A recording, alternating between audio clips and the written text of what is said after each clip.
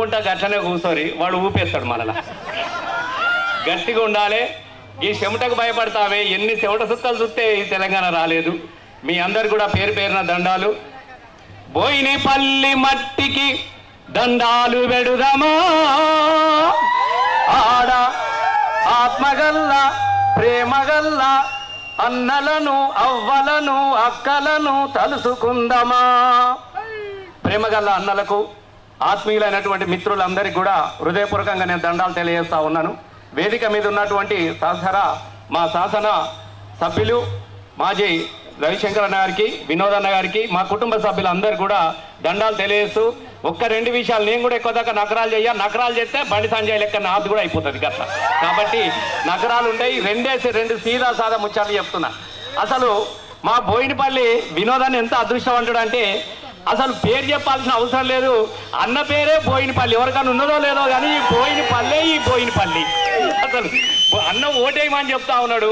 అసలు అన్నకు ఓటేస్తే బోయినపల్లికే ఓటేసినట్టు, బోయినపల్లె గెలిచినట్టు కదా. కాబట్టి మన ఊరే గెలవాలి, మన ఊరే నిలవాలి, మన ఊరే పార్లమెంట్లో మాట్లాడాలి. మరి అట్లాంటి ఆత్మగల అన్నకు ఆశీర్వదించడానికి వచ్చిన మీ అందరికి కూడా దండాలు. ఒక్కటి మాత్రం యాదికొస్తా ఉన్నది నాకు. పాటవాడని చిట్టీలు పంపిస్తా ఉన్నారు. పాడినన్న ఇదే బోయినపల్లిలో ఇక్కడే నిలబడి 2001 నుంచి కేసీఆర్ గారు ఇక్కడ నుంచి ఎంపీగా వచ్చినప్పుడు ఇదే అంబేద్కర్ సాక్షిగా ఇక్కడ నిలబడి మొదటిసారి పాట పాడిన కన మండుతున్న కనుక డప్పు కడుపు. అప్పుడు డప్పులు కూడా లేవు, కడుపునే కొట్టుకున్నటువంటి తెలంగాణ కోసం పేగులు ముడిపడుతూ ఉన్నా కూడా ఊపిరిని బిగబట్టి డప్పు కడుపునే డప్పుగా చేసుకొని కన మండుతున్న కనుక డప్పు కడుపు. గాలిలో ఆడుతున్న గజ్జలు ఈ కాళ్ళు, వేణువై ఎగిసిపడే రాగము ఈ గొంతు, ప్రేమతో మీరందించే చప్పట్లే ధరువు. మీ చప్పట్లను దరువుగా చేసుకొని, మీ దీవనార్తినే బలంగా చేసుకొని 14 సంవత్సరాలు మా బోయినపల్లి వినోదన్నతో కలిసి, కేసీఆర్తో కలిసి ఎన్ని కన్నీటి పాటలు పాడుకున్నామే. ఇక్కడ ఎక్కడ ఎనభై నిలబడ్డటువంటి యములాడ రాజన్నను ఎన్నిసార్లు తలుచుకున్నాం.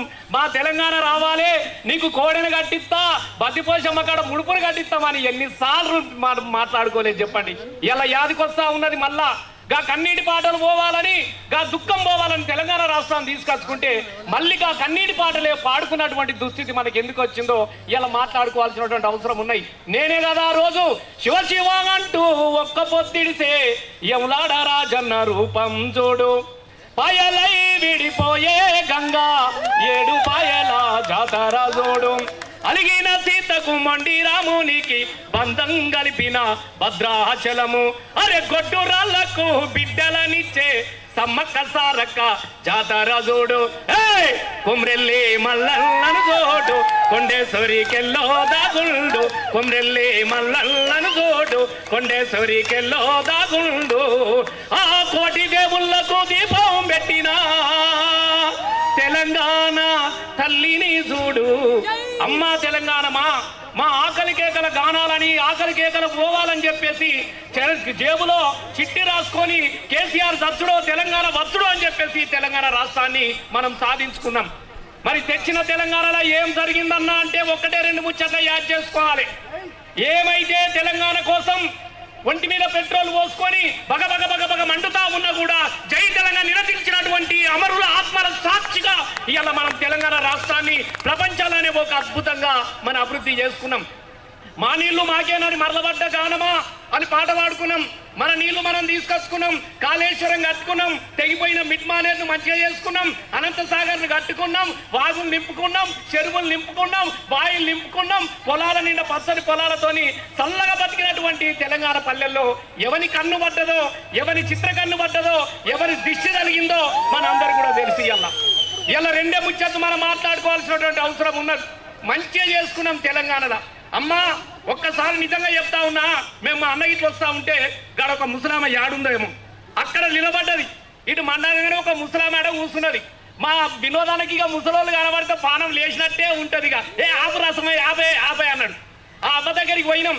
ఏందవ్వ గీడ కూర్చున్నావు అంటే గా బోయినపల్లికి గా వినోద్ సార్ వస్తున్నాడు కదా బిడ్డ చూసిపోదాం వచ్చినా బిడ్డ అని వచ్చింది. అరే నువ్వెందుకు వస్తున్నావా ముసలామి అయిపోయినావు సప్పుడేక మనసుకొని పండపోయినావా అని నేనన్నా. అనగానే ముసలామె ఎంత రేషానికి వచ్చిందంటే నిజంగా చెప్తున్నా తెలంగాణ తల్లుల పౌరుషం ఎట్లా ఉంటుందో మళ్ళీ చూసిన మనసుకొని పన్నోళ్ళు మనుషులు ఎట్లయితారు బిడ్డ తెచ్చిన తెలంగాణ ఇచ్చగొట్టా అంటే ఊకుంటామా బిడ్డ మళ్ళీ తెలంగాణ జెండా పట్టుకుంటాం బిడ్డ నేను కూడా వస్తా బిడ్డ అని చెప్పేసి ఉరికి ఇక్కడికి వచ్చింది. ఆ ముసలమ్మకి ఎందుకు సోయ వచ్చిందో ఇవాళ నాకు ఒక్కసారి అర్థమైపోయినవి. నేను అడిగినా ఎందుకమ్మా నీకు ఇంత బాధ అంటుందంటే ఏం చెప్పమంటావు బిడ్డ నేను ఈ తెలంగాణ వచ్చి రాకముందు నాకు 200 పింఛన్ వచ్చేది బిడ్డ. ఒక రోజు పొద్దుగా లేచి నాకు జ్వరం వస్తే నా పెద్ద కొడుకు బాలయ్య అరే బాలయ్య జ్వరం వచ్చింది నోరంతా పెండపండ అయిపోయింది ఓ రూపాయి ఇరాన్ అంటే గద్దించి పెడితే గుట్ల నీళ్ళు గుట్లలో కక్కిన బిడ్డ గట్ల బతికిన నాకు 200 2000 ఇచ్చి నన్ను బతికించినట్టు నా పెద్ద కొడుకు కేసీఆర్ కదా బిడ్డ. ఇలా అట్లాంటి కేసీఆర్ సార్ను ఆగం చేస్తామంటే మళ్ళీ మేము ఊకుంటాం ఆ బిడ్డ అని చెప్పేసి ఇలా మా అవ్వలు యాద్ చేసుకుంటా ఉన్నారు. ఏం తక్కువ చేసినామమ్మా ఏం చేసినామమ్మా ఇలా మా రవిశంకర్ అన్న ఒక దిక్కు నేను ఒక దిక్కు మా వినోద్ అన్న ఒక దిక్కు ఓడగొట్టిరు పుణ్యాతులు చల్లగా బతకరు మాకేం అభ్యంతరం లేదు. కానీ ఏం తక్కువ చేసినా మేము అడుగుతా ఉన్నాం ఏం చెయ్యలేదని మీరు అడగచ్చు. అన్ని చేసుకున్నాం మనం నిజంగా చెప్తున్నానమ్మా. కేసీఆర్ లాంటి మనిషి దొరుకుతాడా అమ్మా మీరు చెప్పండి. ఇలా ఇంతమంది ఆడవాళ్ళు వచ్చారు ఇక్కడ ఎంతమంది ఆడవాళ్ళు వచ్చారు నిజంగా చెప్తున్నా వినోద్ అన్న నాకు సంతోషం అనిపించింది. ఎందుకంటే ఈ ఆడబిడ్డలు ఒకప్పుడు తెలంగాణలో ఆడబిడ్డ పుట్టిందంటే అయ్యో అనేటోళ్ళు అయ్యో మళ్ళీ ఆడబిడ్డలేనా అని బాధపడేటోళ్ళు. ఫ్లైఓవర్ బ్రిడ్జిల కింద ఆడబిడ్డలు నమ్ముకున్నటువంటి దుఃఖాన్ని చూసింది ఈ తెలంగాణ.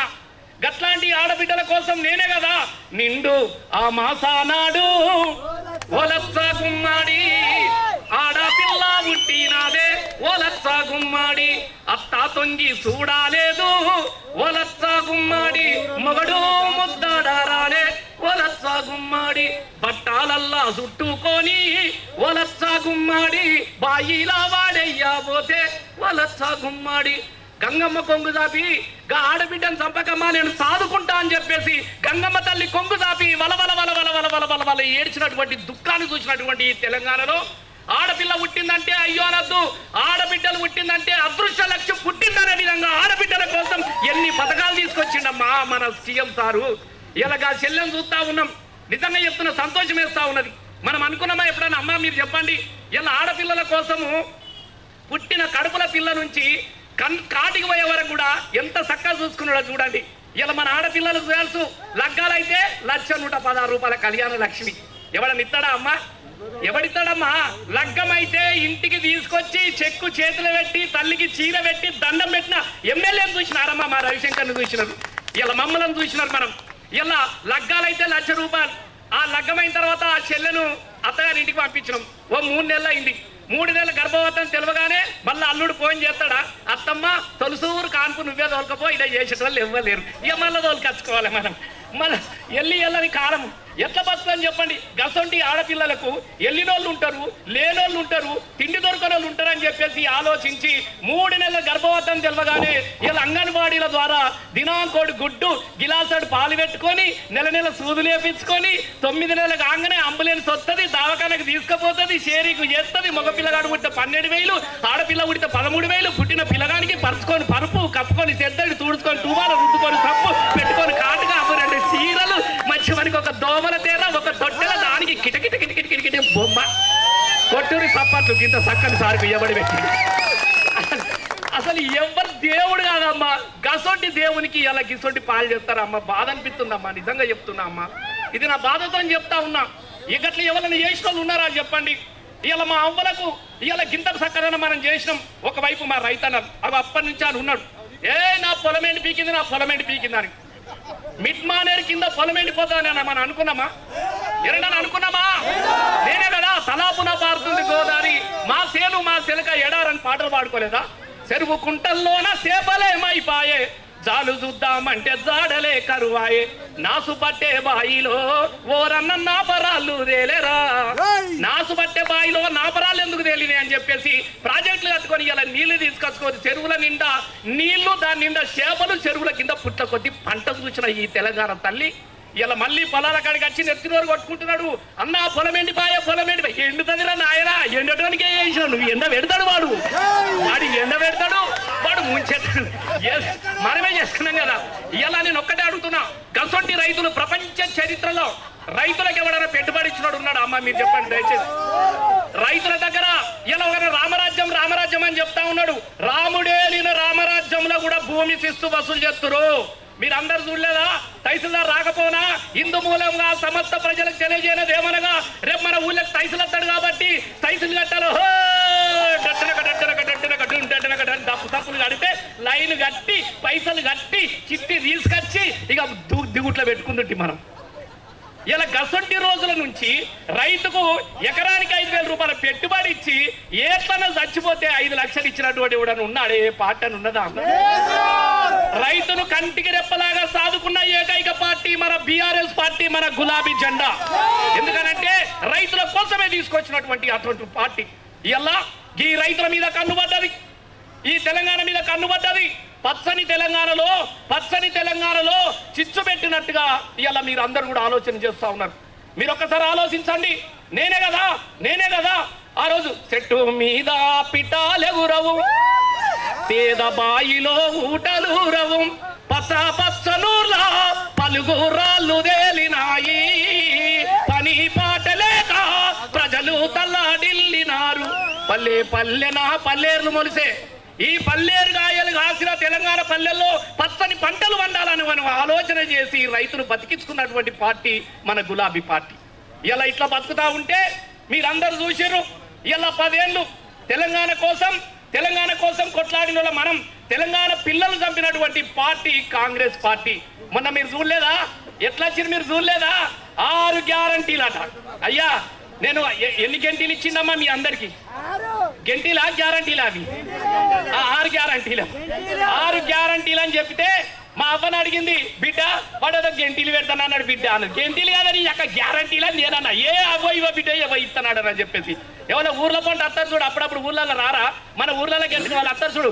6 గ్యారంటీలు, ఎంటికలకు బఠానీలు, ఇనుప సామాన్లు కొంటాం, 6 గ్యారంటీలు ఇస్తాం, అవ్వలకి ఇస్తాం, ముసలోనికి ఇస్తాం, ముసల్దానికి ఇస్తాం. ఓటేయని తిరిగి రాలేదా? మరి వేసిర్రా? ఇవాళ ఏమంటున్నాడు? 6 గ్యారంటీలు అడిగితే ఏమంటున్నాడు? మీరు అందరు చూసి ఇవాళ ఏమంటున్నాడు? 6 గ్యారంటీలు లేవు. ముసలోళ్లకు 4,000 ఇస్తుండడా?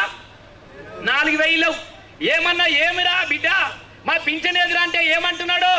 ఎవడన్నా పింఛన్ అడిగితే చెప్పుతో కొడతాం, 6 జారీలంటే పండబెట్టి తొక్కుతాం, ఎక్కువ తక్కువ మాట్లాడితే ముట్టి మీద జాంగలు కడుగుతామని చెప్తున్నారు.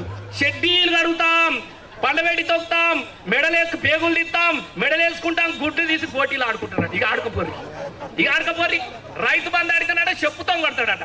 ఇగో గిదమ్మా మీకు నవ్వొస్తా ఉన్నది, మాకు దుఃఖం వస్తా ఉన్నది. దయచేసి ఇలా రేవంత్ రెడ్డి గారు మాట్లాడుతున్న మాటలు ఎట్లుండే మీరు చూడలేదా? ఎవరన్నా రైతులు ఆవేందున అయ్యా మా కేసీఆర్ కాదన్నాం రా, 9 తారీఖు నాడు నువ్వు విత్తంటే నీ లంగ మాటలు నమ్మిన అంటారు చూడు. మంది మాటలు నమ్మి మానమానం పోతే మళ్ళీ వచ్చే వరకు ఇల్లు కాలిపోయిందట.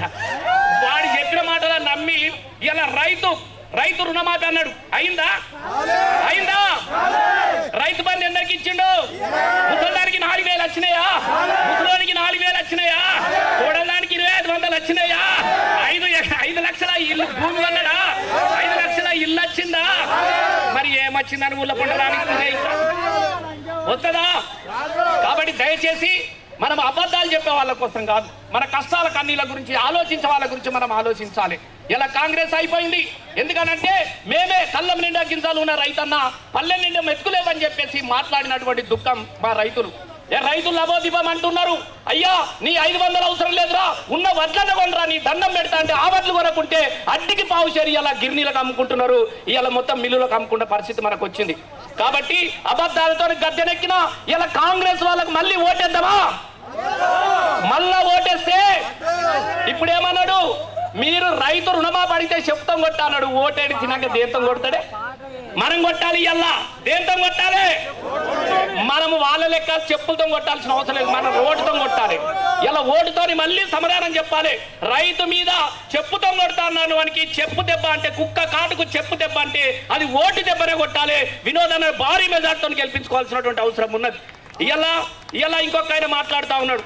మా వినోదన్న ఇట్లా పోయి గా అంబేద్కర్కు దండేసి వచ్చినారు. గా అంబేద్కర్ రాజ్యాంగానే మారుస్తాడట ఒకడు. ఇది విచిత్రం అనిపించినది. మారుస్తాడే అన్న, గ్యారంటీ మారుస్తాడు. నువ్వు మళ్ళా కనుక బీజేపీ బండి సంజయ్ ఓటై నీకు కంపల్సరీగా అంబేద్కర్ చేతిలో ఇది తీసేస్తాడు, నరేంద్ర మోడీ ఫోటో పెడతాడు. నేను 100% చెప్తా ఉన్నా.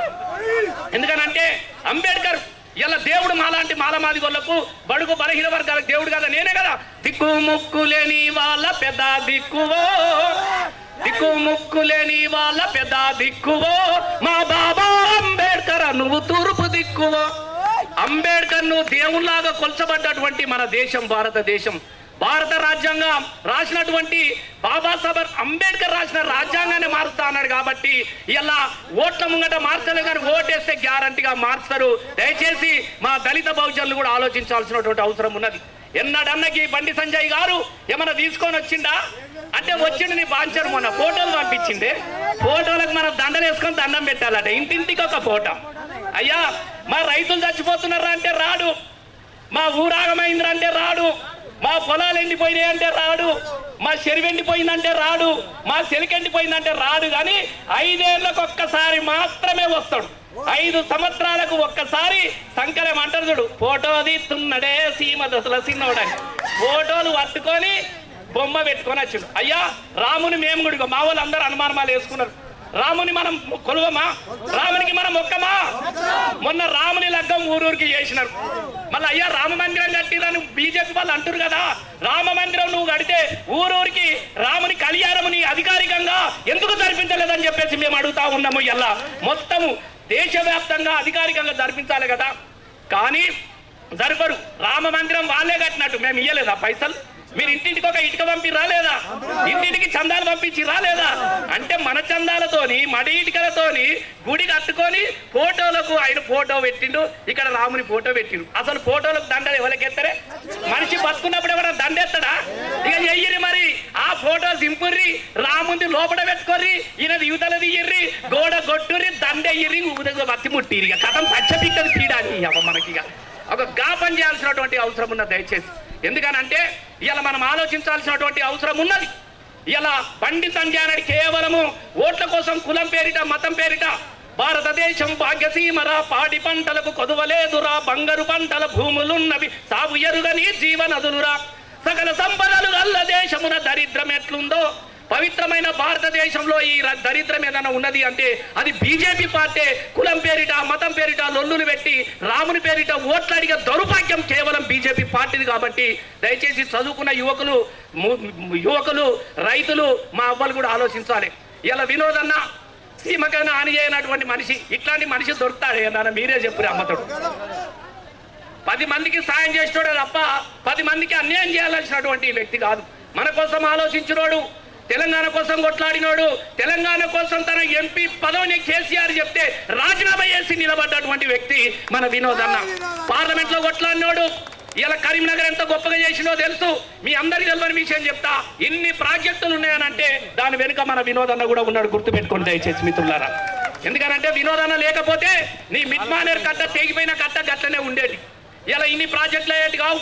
ఇంత తెలంగాణ ఇంత గొప్పగా ఉండే కాళేశ్వరం ప్రాజెక్టు వెనుక కూడా మన వినోదన్న ఆలోచన ఉన్నది. కాబట్టి దయచేసి మనం ఆలోచన చెయ్యండి, ఒక్కసారి అవకాశం ఇచ్చి చూడండి దయచేసి. కొంతమంది ఆగమాగం చేస్తా ఉన్నారు, వాళ్ళ మనుషులే వస్తా ఉన్నారు, ఏడ చూసినా గిదే అంటున్నారట. గాడ చెప్పినోడే గీడ చెప్తున్నాడు, గీడ చెప్పినోడే గాడ చెప్తా ఉన్నాడు. కాబట్టి మనం కూడా గట్టనే ఆలోచన చెయ్యాలి. ముచ్చట్లు పెట్టురి, ఇళ్లకు ఓన్రి, కూసోన్రి, వినోదన్న గురించి చెప్పండి, బండి సంజయ్ చేసిన విషయం చెప్పండి, బీజేపీ పార్టీ గురించే చెప్పాలి. దయచేసి నేను ఒక్కటే కోరుకుంటా ఉన్నా, ఇలా మా రవిశంకర్ అన్న లేడు, నేను లేను, మేము ఎమ్మెల్యేలు ఓడిపోయినా పర్వాలేదు. ఇలా మాకు ఎమ్మెల్యే ఎవరు అని అంటే మా వినోదన్ననే ఎమ్మెల్యే, మా వినోదన్ననే ఎంపీ, మన వినోదన్ననే మన ప్రతినిధి. కాబట్టి దయచేసి ఆలోచన చేసి ఖచ్చితంగా వినోదన్న కారు గుర్తుగా వేసి తెలంగాణ పునర్నిర్మాణంలో తెలంగాణ పడి లేచిన తెలంగాణ బలం ఎట్లా ఉంటుందో చూపించాల్సిందిగా మీ అందరినీ కోరుకుంటూ మళ్ళొక్కసారి పేరు పేరున వందనాలు. జై తెలంగాణ.